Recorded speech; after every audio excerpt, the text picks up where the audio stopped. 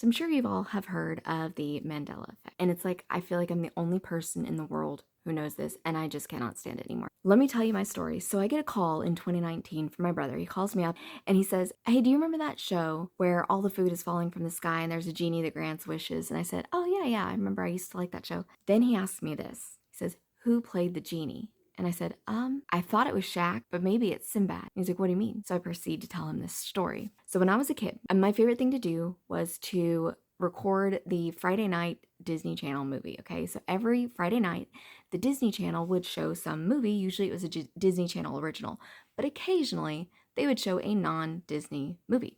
Every Friday, I got my VCR out to record this movie.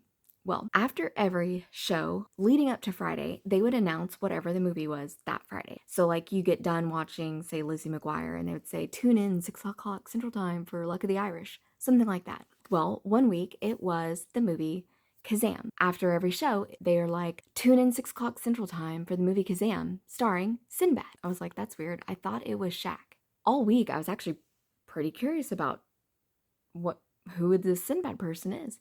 And they announced this after like every show for a week solid. So finally, Friday rolls around and I get ready to record it, and I'm a little curious to see who this person is. And it doesn't play. It never played. And I remember thinking, that's really weird. And I thought maybe they would explain why they couldn't play it or something. Nothing. And that stuck with me because of how weird it was. So I proceed to tell my brother this story. And then he proceeds to tell me about this Mandela effect, that we're living in some alternate reality, which I think is just the most ridiculous thing I've ever heard, okay? But one thing they have found, the memory can be altered. And they've found that if you can alter a person's memory, they are more susceptible to be altered in the future. The easier it is to change their memory over time.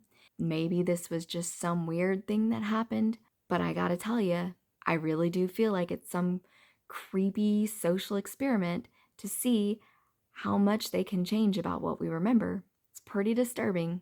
I can't speak on any of the other Mandela effects, but that one is weird, and I know where it comes from. So that's what I've been up to at 3 o'clock in the morning, thinking about this. Anyway, that's all I have to say about that.